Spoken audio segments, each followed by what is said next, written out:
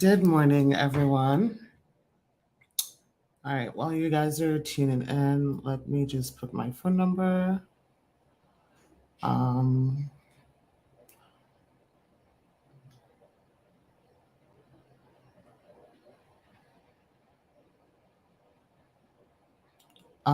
say hi in the comments. Just give me a second, guys. I'm just trying to put in my phone number. 56567. Hope you all had an amazing weekend. I was in New York over the weekend. That was fun, but cold. 751. All right, let me pin this. Okay, so on Instagram, you should be able to see my phone number. It's 407-995-6567. Or you can also send a WhatsApp to 404-333-8751. Hi, Facebook. Hi, Instagram, YouTube. Hello. Thank you, Rory Knock. Hi, Maddie. Aware to see. Good morning, BSA. Good morning, Zephyr. Good morning, Amadundia from Columbus, Ohio. Madaway, if this is your first time, definitely comment. Let me know it's your first time. Pearl says, I'm glad for this live video because I have questions for you. Definitely jump right into it. If this is your first time tuning in, my name is Aisha Chidole. I'm an immigration lawyer. I represent clients with all their family immigration and humanitarian-based cases. We represent clients in all 50 states in the United States and those internationally who are trying to immigrate to the United States. You can always call to schedule a consultation. It's 407-995-6567, or you can send a WhatsApp message. It's 404-333-8751.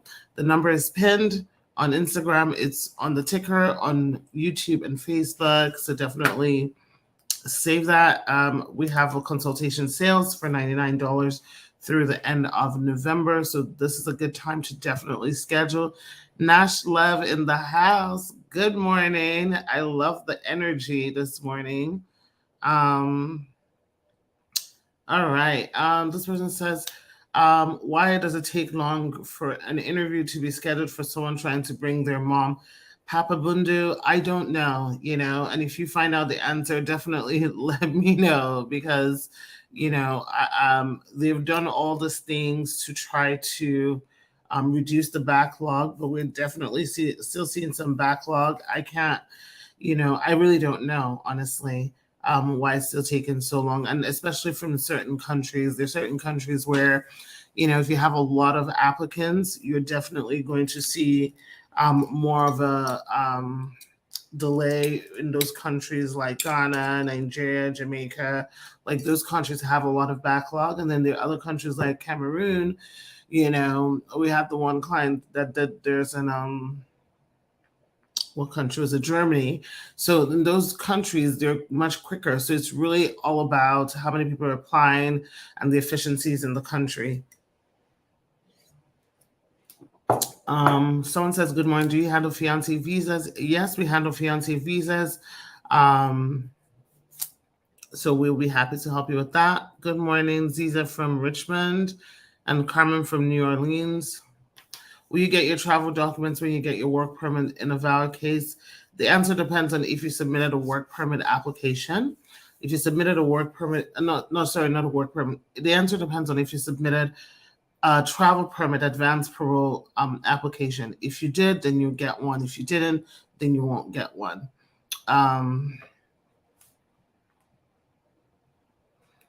Okay, so my Instagram is frozen, so I can't even, I think it's time for me to upgrade my phone. I might have too much data on it. It's been freezing on me, so I can't even see any of your questions.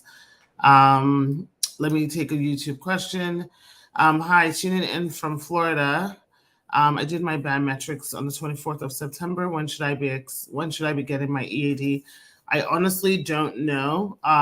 You want to check for whatever you're processing in your service center, you want to check the case processing timeline. I don't know what kind of case you submitted.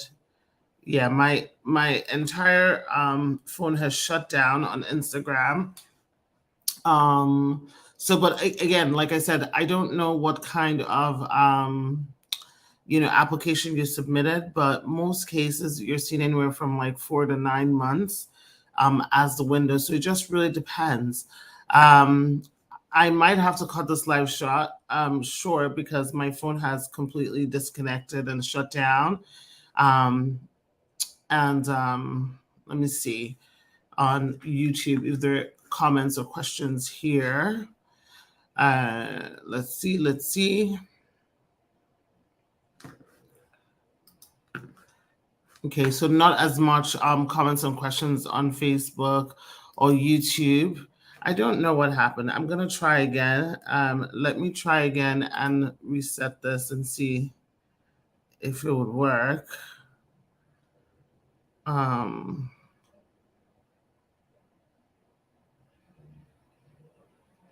Yeah, it's saying that I have poor connection. Okay, Instagram, can you guys see me? I don't know what's going on. If you're on Instagram and you can see me, can you comment or wave and let me know you can see me? Because my whole thing shut down and it's back up again. Okay, no one. Okay, I think someone says they can see me. Okay, good. Yeah, I know. I just I don't know what happened. I lost all the viewing, but that's good. So I've missed all the questions because Charlene says you're frozen on Instagram. Hopefully the Instagram is working now. I really don't know. It's saying that my connection is slow today, so I don't know what's happening. But let me see if I can get some more questions. All right, thanks, Queen Barbie. Somebody asked again about fiancé visas. Yes, we help with fiancé visas and how to get it. And just for those of you who don't know, a fiancé visa is what is also known as a K1 visa. If you've ever heard the phrase 90-day fiancé, or you've ever watched on TLC that show 90-day fiancé, usually they're talking about a fiancé visas. Those types of visas can only be, the only person that can apply for that visa is a U.S. citizen. So if you're a green card holder, you cannot apply for a fiancé visa. That's number one. Number two, you have to show that you have seen the person at least once in the last 2 years. And then, of course, that you guys do intend to marry within 90 days of entering into the United States. For a lot of, sometimes what will disqualify people is if they haven't seen each other in the last 2 years. We had a really successful case, which I talked about earlier, where, we just rolled the dice on the extraordinary circumstance where there was war in Russia and Ukraine. And because of that, even though the person fled to a different country, neighboring country, it was just a logistical nightmare and safety concern for the U.S. citizen. And we were able to get that client approved, even though they had never met each other. And stuff like that. So really, they look at it on a case-by-case basis and circumstances to determine if they should approve it. And once they do approve your fiancé visa and you do come here and get married, do keep in mind that you don't get a green card automatically. You're still going to need to apply for adjustment of status in order for you to get your green card when you get to the United States. Okay? Let me see. If a VAWA case was submitted in February, is it strange that there was no response or notice up till now? If you don't have a receipt, it is strange. Having a notice, not having any kind of request for evidence or anything else is not strange. But if you don't have a receipt, because we're in November, so that would be about 10 months ago, no, 9 months ago. So 9 months is a really long time to not have any receipts. So I would want to know that your file actually got to the right place. One way to tell also is if you did an adjustment of status application with your VAWA application, if you paid a filing fee and that fee has been checked or cashed, then you know that they've taken it out. And more important, and more importantly, then you need that receipt because it means that they did issue a receipt, but maybe it's lost. So you might want to reach out and see where it is. Okay.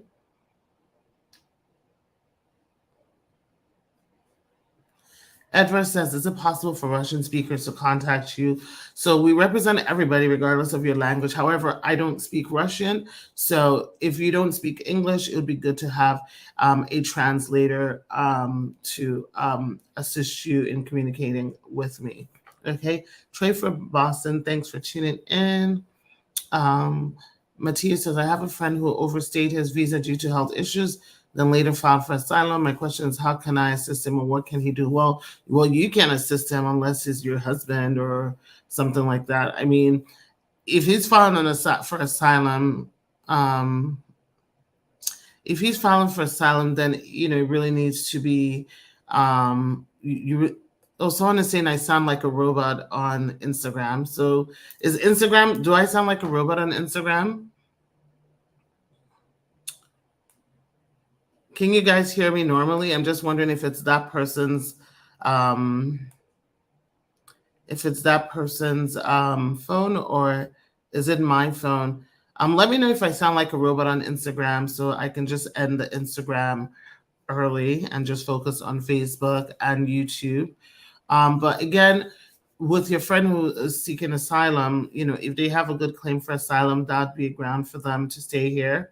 If they also have health issues, one of the things that they can possibly file for is medical deferred action. If they qualify, we also represent clients with medical deferred action cases. So if that's the case, we can also help with that. How long should you wait before filing for a green card after marriage? So there's no timeline. You file when you qualify, once you have things to qualify you. So if you guys got married and within a month you've gathered enough things where you can show some legitimacy in your marriage, you can submit the application. And sometimes you can use things that you had when you were dating to file. Okay, so Charlene Grant, I think that the issue might be your phone. So you might want to just restart it because the other people are hearing me fine on Charlene on Facebook. The other people are hearing me fine on Instagram. So maybe you just need to restart your Instagram, okay? Mattia, yes, my number is posted on my page. It's also right here, pinned here, so you can just copy it right away. What comes after the prima facie? A prima facie determination letter is a letter that's given to a person applying for VAWA.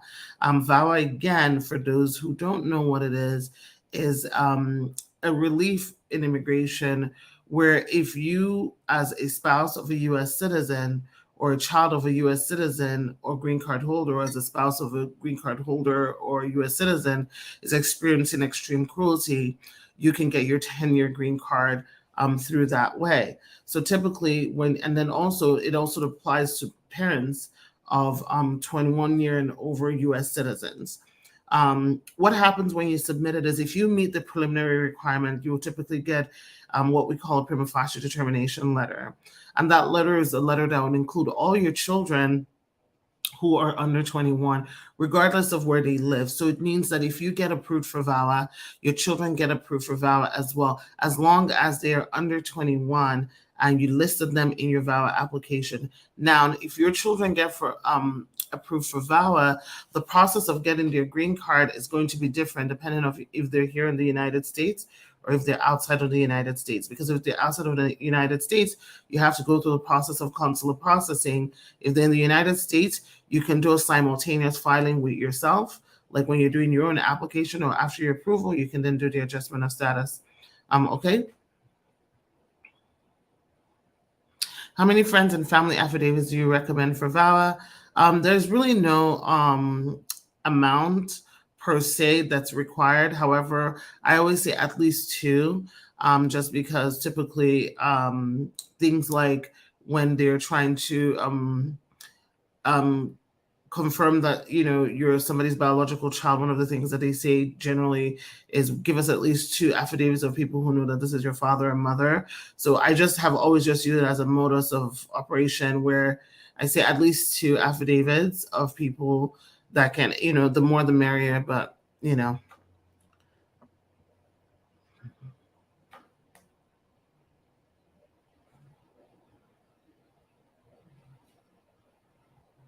So you get your travel documents and your work permit together when you file for VAWA. The answer to that depends on if you file for it. So if you don't file for those, you're not going to get that. You have to actually file for those to get it. Okay. If my husband is filing an N-400 and mentioned that you're undocumented, will that affect him? It won't affect your husband. It's, he's filing for citizenship. He's a green card holder. However, like in the previous administration, Trump's administration, like it was one of those things that, we had to really think hard and long to mention anyone that didn't have status when we're doing like LPR applications, just because there was a lot of enforcement of deportations and notice to appear in front of an immigration judge and stuff like that. However, this administration is a bit more lenient in terms of picking priorities of the kinds of people that are being deported. So it shouldn't be a problem. And again, let me repeat, and I say this every single time I'm live, y'all, if this administration does not win the next presidency, if you think that I'm just saying, I'm talking, just do a quick Google search on the top contender on the Republican Party and what they're trying to do with immigration. Do not wait. Do not wait. If you qualify for something right now, submit your application, because a couple months from now, a year from now, you might not qualify, or you might find yourself being deported.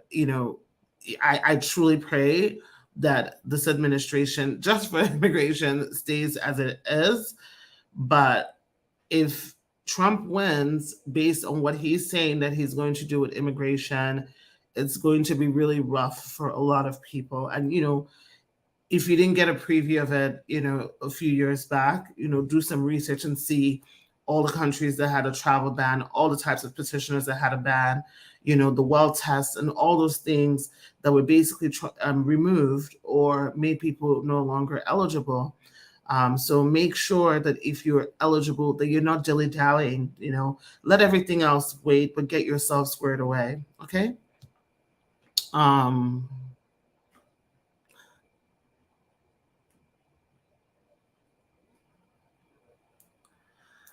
I'm on a 24-month extension for my I-751, which expires in January. I've not received any additional extensions, and no action seems to have been taken since the extension was issued.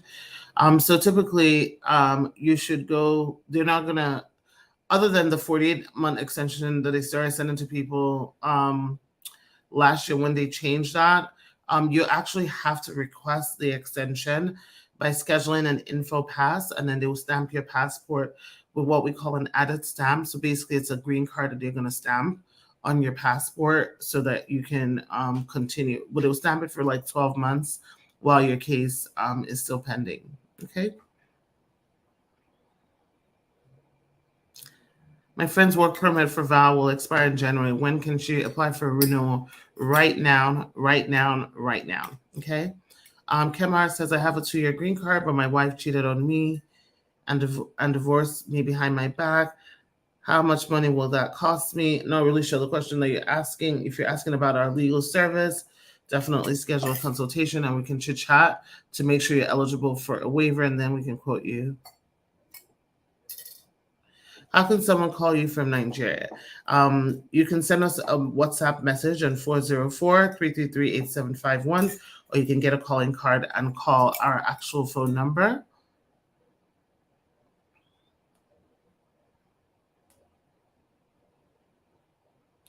How long after putting in an I-90 does immigration take to respond? Too long. We're really seeing like a little over a year for I-90s. It's really ridiculous. I'm not really sure why you submitted the I-90, but if you're eligible for citizenship, you might want to just apply for citizenship instead of waiting for a new green card. I'm a U.S. citizen, and I'd like to get my fiance from Gambia. How do I start the process? Start the process by calling us 479956567. When I get off this live, I'm probably not going to save the live on Instagram since it kept glitching. But on Facebook, you see in the beginning, I talked about fiance visas. Okay. How soon can I remarry after my divorce? Do I have to stay a year before being married or immediately? There's no rule to that. Just make sure that you're legally divorced before you get married. Make sure that you're legally divorced. Let me stress that again. And there's no errors in your divorce decree before you get married. That being said, sometimes if it can make them just use more of a fine-tooth comb to review your application. If it's like very recent, it doesn't necessarily mean that you're going to get denied. I'm just telling you that sometimes it can just make them wonder, wow, he got divorced on Monday, he's married on Friday. What's up with that? Shehuka says, I need your help. Would love to help you. Call us 407-995-6567. Mohit says WA and file marriage petition with the same person. I don't understand your question. If you could just retype that would be helpful. I filed for vow and I got a travel document. Can I travel to Jamaica? Without knowing the history of your case, I can't answer that question.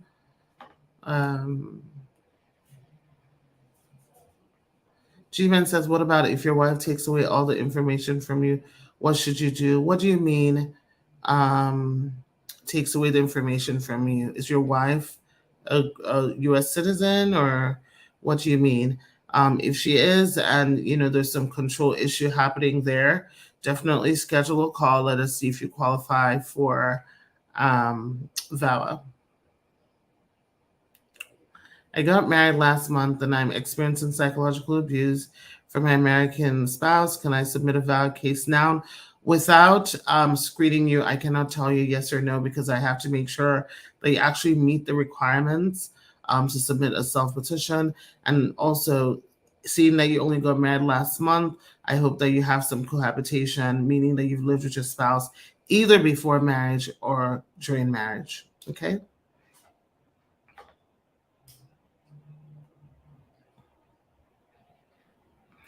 I'm seeing a lot of how soon can I remarry questions today. Adekoya on Facebook says, good job watching you from New Jersey. Hello. Reaction says, how soon can I get my work permit after filing? It all depends on what kind of case that you've submitted, but it could range from like 4 to 9 months, depending on the case. Okay, I'll take 2 more questions, and I gotta jump off.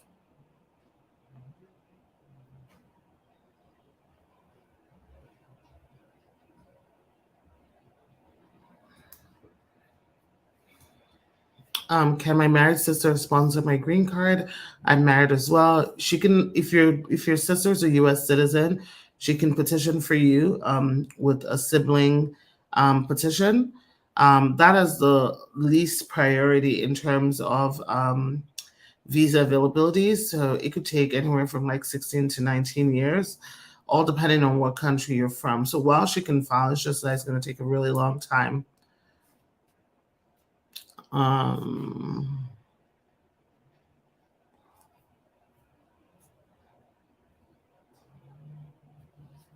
a green card holder, but I have a child back in Jamaica, currently thinking of getting a visa application done, but then asking if it would be a wise thing to do. Why not? Why not? If your child can be with you, why not? You can certainly apply and at least lock in your priority date with the child. Okay?